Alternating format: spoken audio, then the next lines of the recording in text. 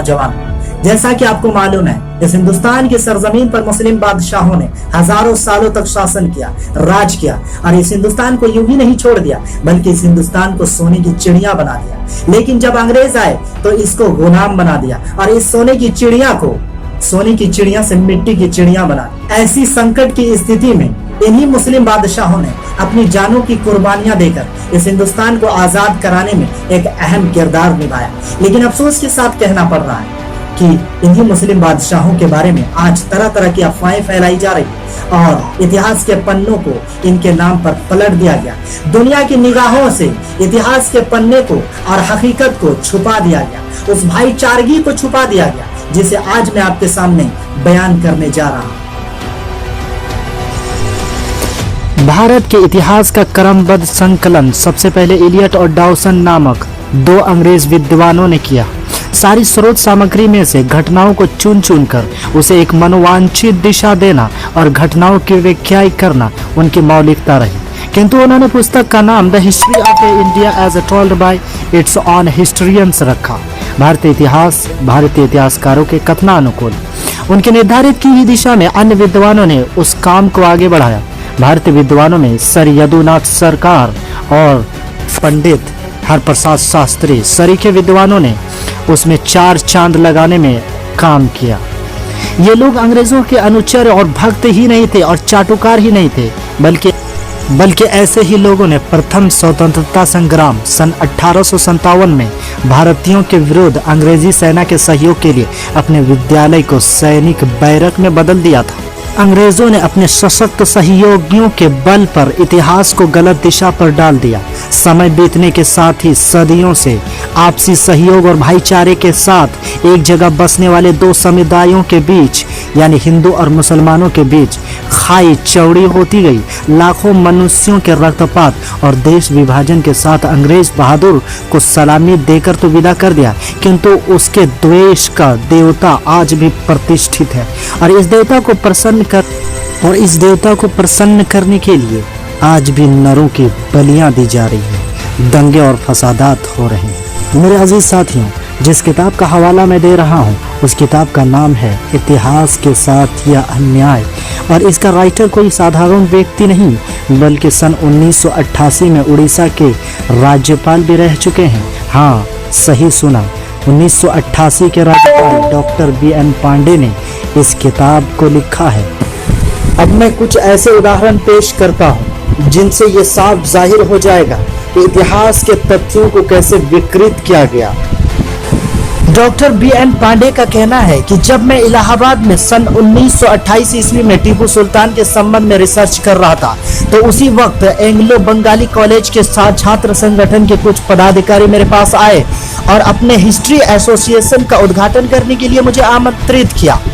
ये लोग कॉलेज से सीधे मेरे पास आए थे, उनके हाथों में कोर्स की किताबें भी रखी हुई थी। संयोगवश मेरी निगाह उनकी इतिहास की किताब पर पड़ी। मैंने टीपू सुल्तान से संबंधित अध्याय को खोला। जिस वाक्य ने मुझे आश्चर्य में डाल दिया वो ये था कि टीपू सुल्तान जबरन 3000 ब्राह्मणों को मुसलमान बनाने की कोशिश कर रहा था, जिसकी वजह से उन ब्राह्मणों ने आत्महत्या कर ली।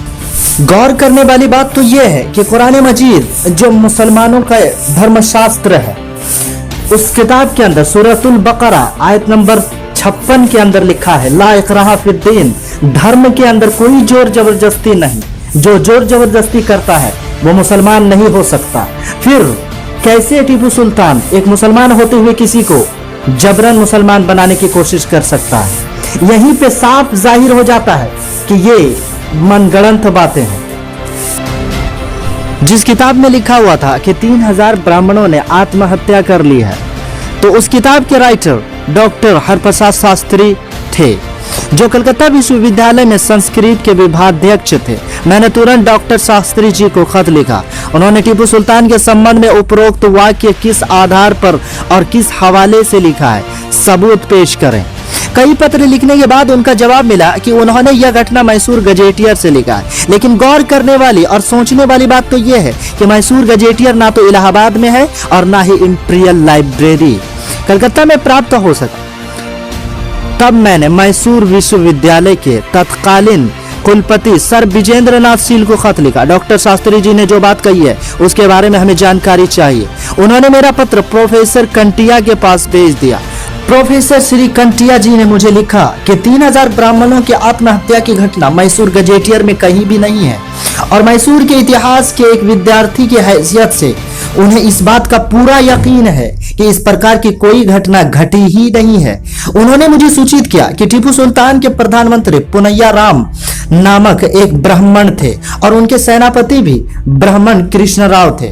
उन्होंने मुझको 156 मंदिरों की सूची भेजी थी जिन्हें टीपू सुल्तान वार्षिक अनुदान दिया करते थे। उन्होंने टीपू सुल्तान के 30 पत्रों के फोटो कापियां भी भेजे जो उन्हें श्रृंगेरी मठ के जगत गुरु शंकराचार्य को लिखे।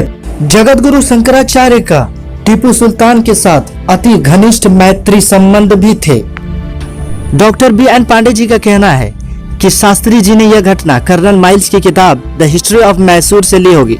इसके लेखक का दावा था कि उसने अपनी किताब को टीपू सुल्तान का इतिहास एक प्राचीन फारसी पांडुलिपि से अनुदित किया है जो महारानी विक्टोरिया के निजी लाइब्रेरी में थी। खोजबीन से मालूम हुआ कि महारानी जी की लाइब्रेरी में कोई ऐसी पांडुलिपि थी ही नहीं और कर्नल माइल्स की किताब की बहुत सारी बातें गलत एवं मनगढ़ंत हैं। डॉक्टर शास्त्री जी की किताब पश्चिम बंगाल, असम, बिहार, उड़ीसा, उत्तर प्रदेश, मध्य प्रदेश और राजस्थान में पाठ्यक्रम के लिए स्वीकृति थी। मैंने कलकत्ता विश्वविद्यालय के तत्कालीन कुलपति सर आशुतोष चौधरी को पत्र लिखा और इस सिलसिले में अपने सारे पत्र व्यवहारों की नकलें भी भेजी और उनसे निवेदन किया कि इतिहास की इस पाठ्य पुस्तक को टीपू सुल्तान के बारे में जो भी गलत अफवाहें फैलाई जा रही है उसको निकाल दिया जाए और इसके खिलाफ कार्रवाई की जाए। सर आशुतोष चौधरी का शीघ्र ही जवाब आया कि डॉक्टर शास्त्री जी की उक्त पुस्तक को पाठ्यक्रम से निकाल दिया गया है। परंतु मुझे यह देखकर आश्चर्य हुआ कि यही आत्महत्या की घटना सन 1972 ईस्वी में उत्तर प्रदेश में जूनियर हाई स्कूल की कक्षाओं में इतिहास के पाठ्यक्रम की किताबों में उसी प्रकार मौजूद थी। इस सिलसिले में महात्मा गांधी की यह टिप्पणी बिल्कुल पढ़ने योग्य है जो उन्होंने अपने अखबार यंग इंडिया में 23 जनवरी सन 1930 ईस्वी को पेज नंबर 31 पर की थी। मैसूर के फतेह अली खान टीपू सुल्तान को विदेशी इतिहासकारों ने इस प्रकार पेश किया है कि मानो वो धर्मांधता का शिकार था। इन इतिहासकारों ने लिखा है कि उसने अपनी हिंदू प्रजा पर जुल्म सितम के पहाड़ ढाए और जबरदस्ती मुसलमान बनाने की कोशिश की, लेकिन हकीकत दुनिया की निगाहों से बिल्कुल छुपी हुई है। लेकिन कहते हैं ना, सच्चाई कभी छुप नहीं सकती बनावट के वसूलों से और खुशबू कभी आ नहीं सकती कागज के फूलों से। ठीक उसी प्रकार डॉक्टर B.N. पांडे ने इन सारी हकायक को लोगों के सामने खोल खोल कर बयान कर दिया। मैसूर राज्य, जिसे अब कर्नाटक कहते हैं, उसके पुरातत्व विभाग के पास ऐसे 30 पत्र हैं जो टीपू सुल्तान ने श्रृंगेरी मठ के जगत गुरु शंकराचार्य को सन 1793 ईस्वी में लिखे थे। इनमें से एक पत्र में टीपू सुल्तान ने शंकराचार्य के पत्र की प्राप्ति का उल्लेख करते हुए उनसे निवेदन किया था कि वे उसकी और सारी दुनिया की भलाई और कल्याण और खुशहाली के लिए तपस्या और प्रार्थना करें। अंत में उसने शंकराचार्य से यह भी निवेदन किया था कि वे मैसूर लौट आएं, क्योंकि किसी देश में अच्छे लोगों के रहने से वर्षा होती है, अच्छी फसल होती है, खुशहाली आती है। यह पत्र भारत के इतिहास में स्वर्णिम अक्षरों से लिखे जाने योग्य है। टीपू सुल्तान ने हिंदू मंदिरों, विशेष रूप से श्री वेंकटरमन, श्री निवास और श्री रंगनाथ मंदिरों को जमीनें एवं अन्य वस्तुओं के रूप में बहुमूल्य उपहार भी दिए। कुछ मंदिर उसके महलों के परिसर में थे। यह उसके खुले जहन और उदारता और सहिष्णुता का जीता जागता प्रमाण है। इससे यह वास्तविक उजागर होती है कि टीपू सुल्तान एक महान शहीद था जो किसी भी दृष्टि से आजादी की राह में हकीकी शहीद माना जाएगा। उसे अपनी इबादतों में हिंदू मंदिरों की घंटियों की आवाजों से कोई परेशानी नहीं होती थी। टीपू ने आजादी के लिए लड़ते हुए अपनी जानें कुर्बान कर दी। दुश्मन के सामने हथियार डालने के प्रस्ताव को सिरे ठुकरा दिया। जब टीपू की लाश उन अज्ञात फौजियों की लाशों में पाई गई तो देखा गया कि मौत के बाद उसके हाथों में तलवार थी और वह तलवार आजादी की हासिल करने वाली तलवार। टीपू सुल्तान की शान में कही गई यह बात काफी मशहूर है कि शेर की एक दिन की जिंदगी लोमड़ी के 100 सालों की जिंदगी से बेहतर है।